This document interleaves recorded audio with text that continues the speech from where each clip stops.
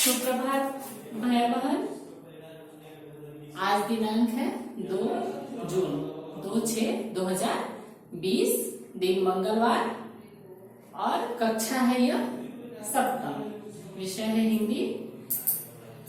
ये वीडियो जो हम लोग बना रहे हैं ये आप ही लोगों के लिए बहुत मेहनत करके बना रहे हैं, तो इसको पूरा देखिए और इसका लाभ उठाइए। समझिए, कक्षा कक्ष में ही है, हम लोग इंटरेक्ट करिए एक दूसरे से, बात को समझिए और इससे संबंधित कक्षा कार्य गृह कार्य पूर्ण रूप से करने का प्रयास करिए। जुड़े हुए हैं 30 या 28 भैया बहन और कक्षा कार्य आता है 10 भैया बहन का, तो इसको थोड़ा सा ध्यान रखिए। कक्षा सप्तम की यह कक्षा है और पाठ है आपका स्वतंत्रता संग्राम की कहानी। तो मिलती स्वतंत्रता भीख नहीं, पाते इसको बलहीन नहीं, जब धमक क्रांति की आती है तब आजादी मिल पाती है। कांटों पर चलना ही होगा, तूफानों से लड़ना ही होगा, चलना होगा अंगारों पर, तीखी कृपाण की धारों पर। तो यह स्वतंत्रता जो है हमें यूं ही प्राप्त नहीं हो गई है। बहुत कठिनाइयों, बहुत मुश्किलों, बहुत सारे बलिदानों के बाद यह स्वतंत्रता हमें मिली है।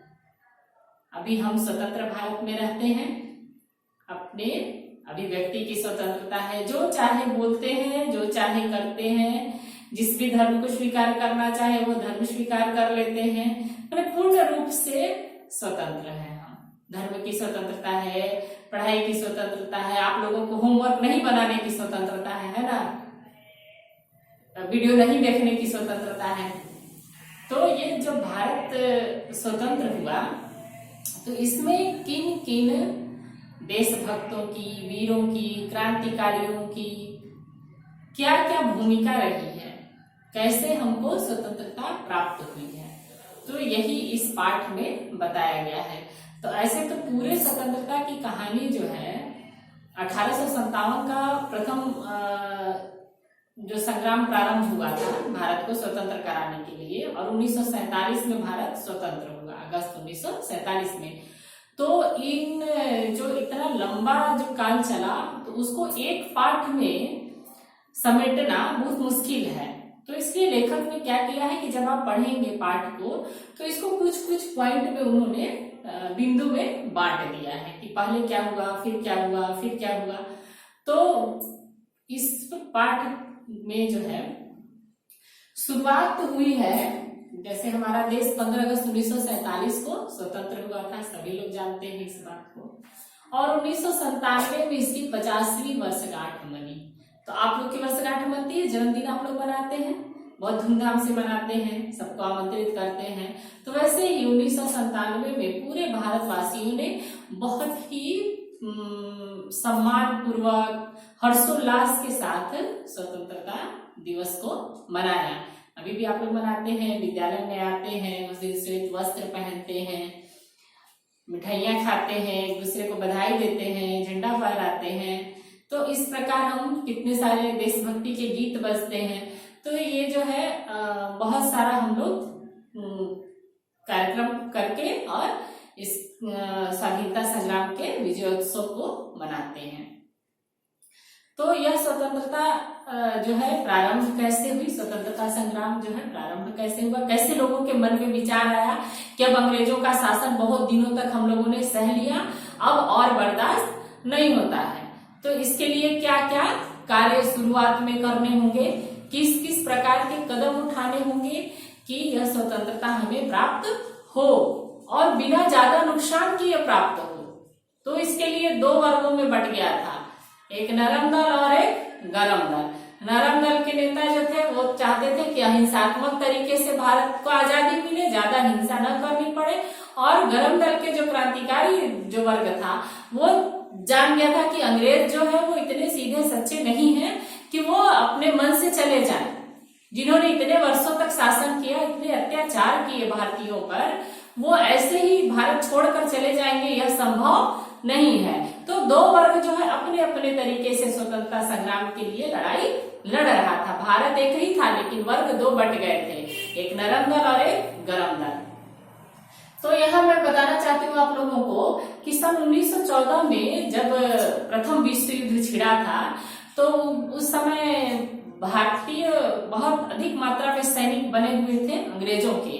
तो इन लोगों को लगता था कि प्रथम विश्व युद्ध में हम अंग्रेजों का, ब्रिटिश शासन का जो हम लोग सहयोग कर रहे हैं, इसके बदले में हम लोगों को कुछ वो लोग जो है आसान कर देंगे, यहाँ अत्याचार कम करेंगे या कुछ स्वतंत्रता मिल जाएगी। जैसे अभी लॉकडाउन में स्वतंत्रता मिली हुई है, अभी अनलॉक 1 नाम दिया है प्रधानमंत्री मोदी जी ने।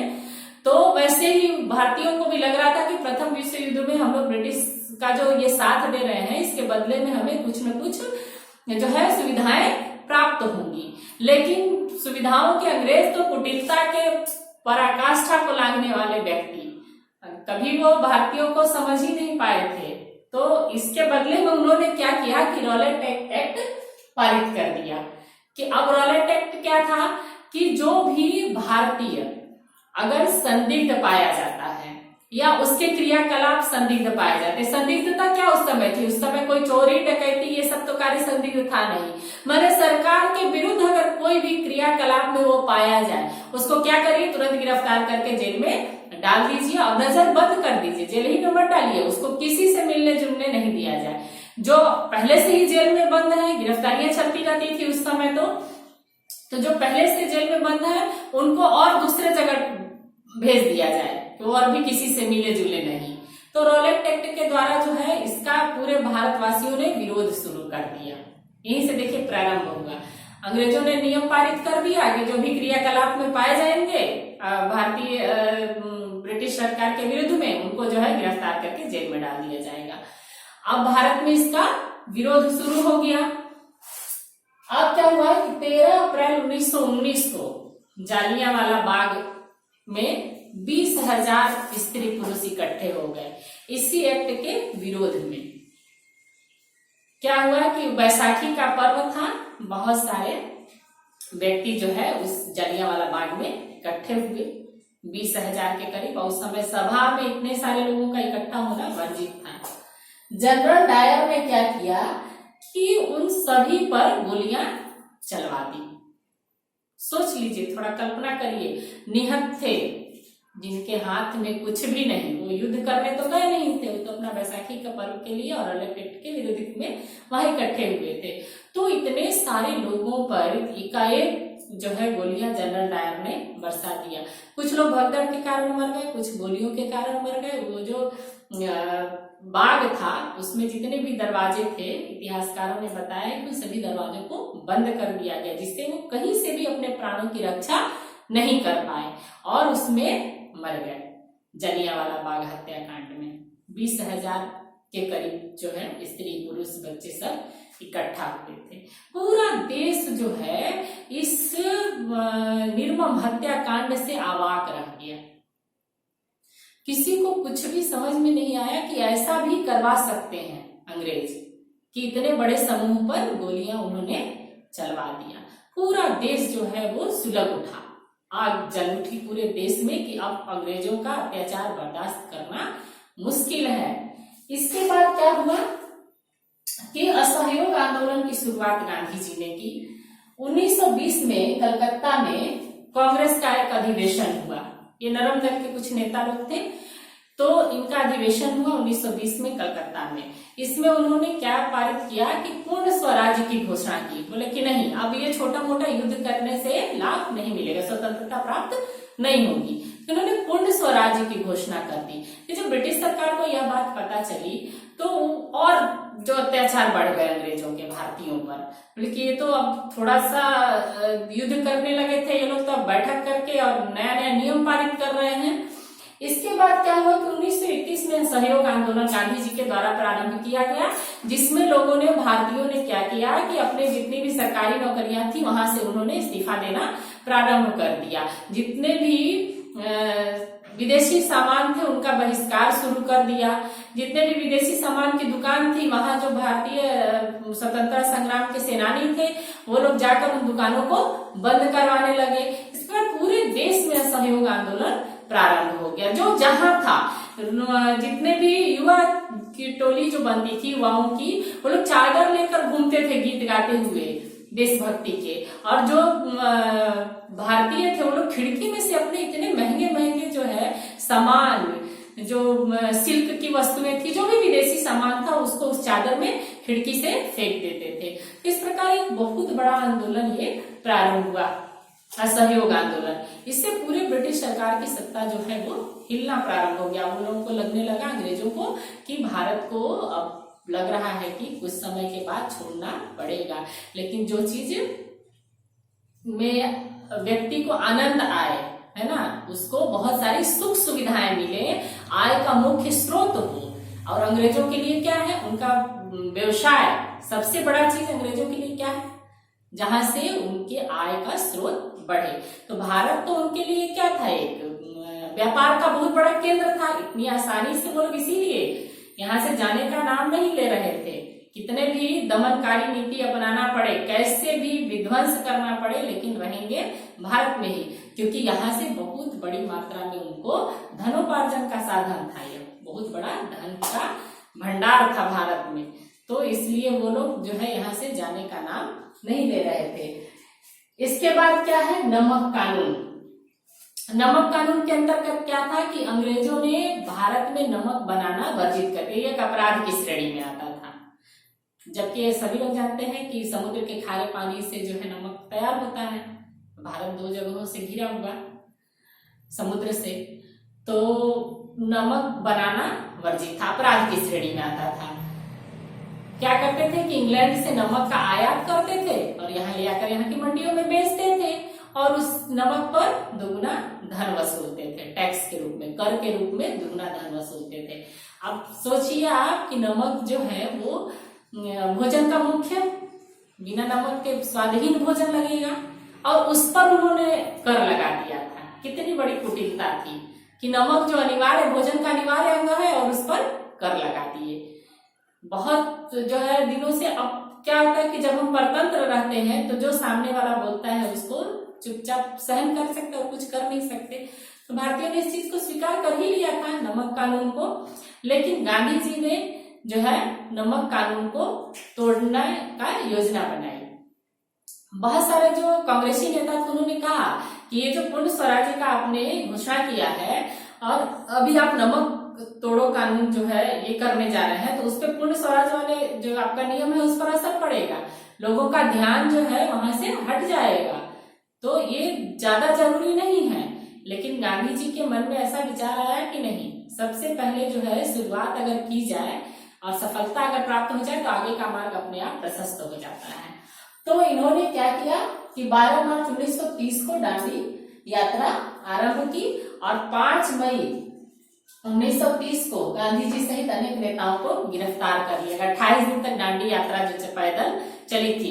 इस दांडी यात्रा का सबसे बड़ा बात क्या था कि इसमें किसी भी जो शामिल लोग थे उनके हाथों में न तख्ती थी, न कोई विरोध करने वाला नारा था, ऐसा कुछ भी नहीं था। शांतिपूर्वक जो है वो चले जा रहे थे। लेकिन इसको क्या किया कि यहाँ के अखबारों ने बहुत बड़ा समाचार बनाकर छापा, नमक कानून जो तोड़े थे गांधी जी, और इसका बहुत बड़ा प्रभाव पड़ा। भारतीय जो लोग थे उन लोगों ने जाना कि देश में ऐसी ऐसी घटनाएं हो रही हैं समाचार पत्र के माध्यम से, और बहुत बड़ा बल मिला इन लोगों को। गांधी जी ने वहां नमक हाथ में लिया दांडी में और नमक कानून को तोड़ दिया। उसके बाद जो है नमक बनना प्रारंभ हो गया। तो एक बहुत बड़ा ये तो जीत हासिल हुई अंग्रेजों के विरुद्ध।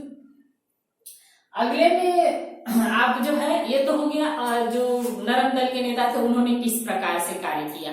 अब क्रांतिकारियों की देखिए भूमिका क्या रही स्वतंत्रता संग्राम में। तो यह जो है पहले बंगाल से प्रारंभ हुआ था, जो विरोध था अंग्रेजों के खिलाफ वो पहले बंगाल से प्रारंभ हुआ और बंगाल तक ही सीमित भी था। वहां के क्रांतिकारियों का क्या था कि आप अपने ठीक है हम स्वदेश के लिए अपने प्राण न्यौछावर कर देंगे, हम अपने प्राण दे देंगे, लेकिन उसके पहले क्या है कि हम सामने वाले शत्रु का प्राण ले भी लेंगे। सिर्फ अपना प्राण देने से स्वतंत्रता नहीं मिलेगी। हम मर गए तो हम फिर देश के लिए क्या कर पाएंगे। इससे ज्यादा जरूरी है कि पहले जो सामने है उसकी भी हत्या कर दी जाए, इसके बाद हमारे प्राण नहीं रहेंगे तो चलो एक शत्रु कम हुआ हमारा। तो इसमें मुख्य रूप से भूपेंद्र नाथ, श्यामजी कृष्ण वर्मा, वीर सावरकर, सुभाष चंद्र बोस, लाला हरदयाल अग्रणी जो नेता थे बंगाल के, इन्होंने स्वतंत्रता संग्राम के लिए युद्ध करना शुरू कर दिया। इनका नारा मैंने बता ही दिया आप लोगों को। इसके बाद जो है युद्ध शुरू हो गया, गरम गरम क्रांतिकारियों का युद्ध प्रारंभ हुआ। इसके लिए क्या चाहिए था, हथियार चाहिए था। हम लोग के पास तो ऐसा कुछ था नहीं, जितने ब्रिटिश के पास तो गोले ये सब हथियार रहते थे, तो भारतीयों के पास तो ये सब था नहीं। हम लोग तो किसी दूसरे देश पर आक्रमण करने के लिए तो गए नहीं थे, कितना सारा हथियारों का जखीरा हम लोग के पास रहे। तो क्रांतिकारियों ने ये पता चला इन लोगों को कि काकोरी के पास से एक जो है मालगाड़ी जा रही है जिसमें कि बहुत बड़ा हथियारों का जखीरा है। इन्होंने क्या किया कि अगस्त 1925 में काकोरी के पास उस मालगाड़ी को रोककर जितने भी हथियार अंग्रेजों के थे सबको लूट लिया। बहुत बड़ा कांड ये काकोरी कांड भारतीय इतिहास में बहुत बड़ा कांड माना जाता है। और जो क्रांतिकारियों ने इसमें मुख्य भूमिका निभाई, सारे हथियार को इन्होंने लूट लिया वहां पे। इसके लिए सरदार भगत सिंह, सुखदेव, राजगुरु इत्यादि जो मुख्य क्रांतिकारी थे, इन लोग की मुख्य भूमिका रहती थी। बहुत साहसी थे, इन लोग को डर नहीं लगता था किसी चीज से। इसके बाद इन लोगों ने क्या किया कि असेंबली में 8 अप्रैल 1929 को असेंबली में इन्होंने बम फेंका, जिसके कारण इन सभी जो है क्रांतिकारियों को फांसी की सजा दे दी गई, जिनमें कि सरदार भगत सिंह, सुखदेव, राजगुरु।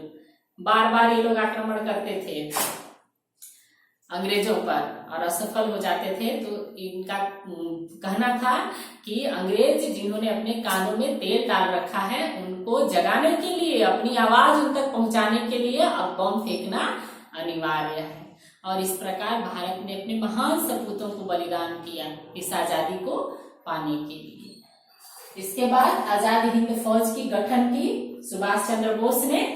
उन्होंने जर्मनी में जाके हिटलर से मिले और आजाद हिंद फौज का गठन किया।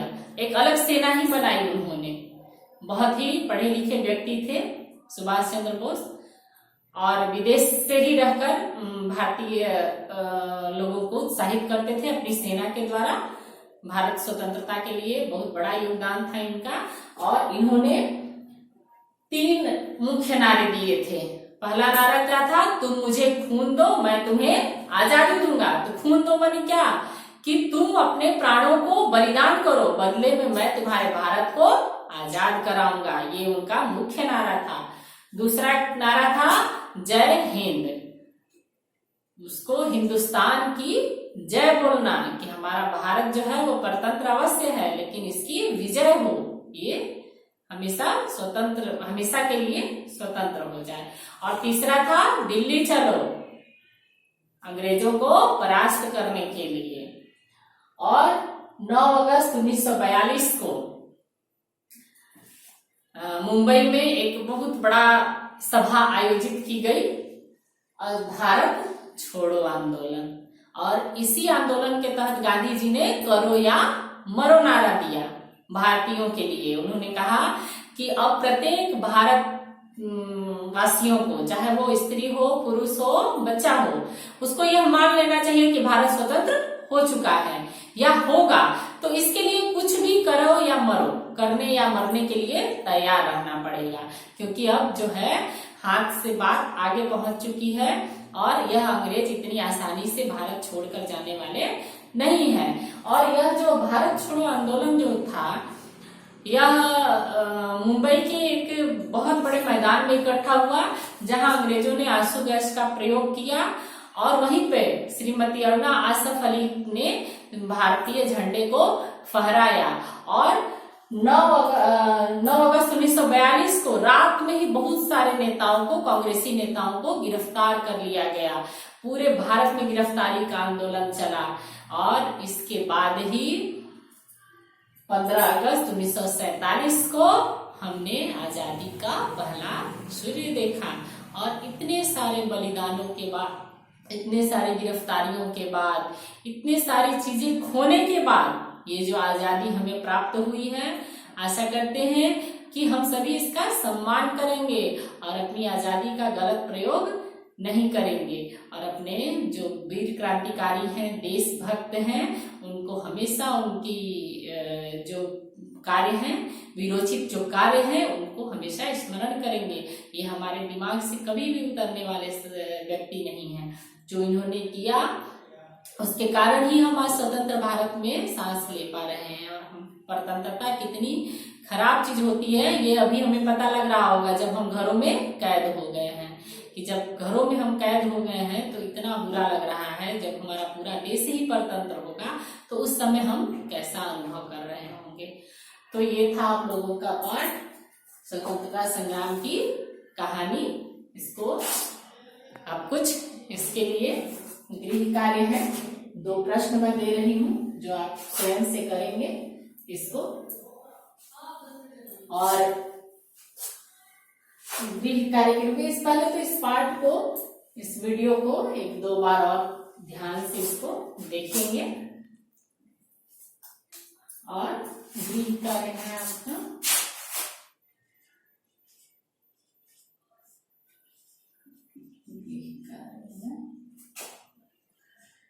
इस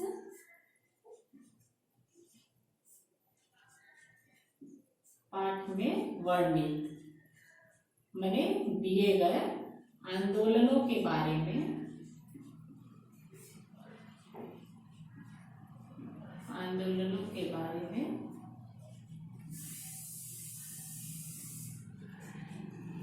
और जानकारी एकत्रित करेंगे। जितना मैंने बताया उससे और अधिक जानकारी एकत्रित करेंगे।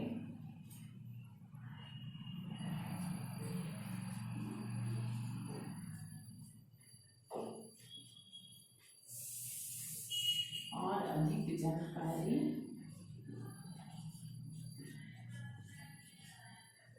एकत्रित करेंगे। ये एक प्रश्न हो गया। दूसरा प्रश्न है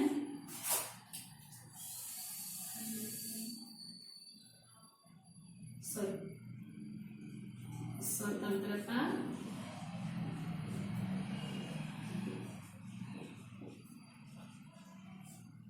संग्राम के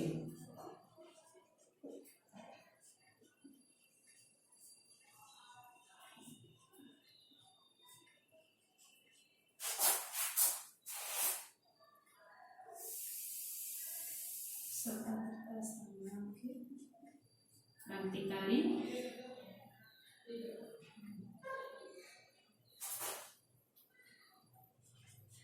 स्वतंत्रता संग्राम में भाग लेने वालों के बारे में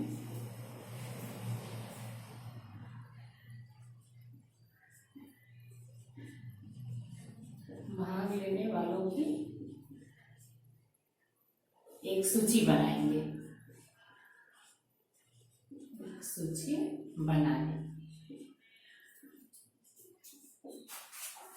जितने भी स्वतंत्रता संग्राम में भाग लेने वाले हैं उनकी एक सूची बनाएंगे।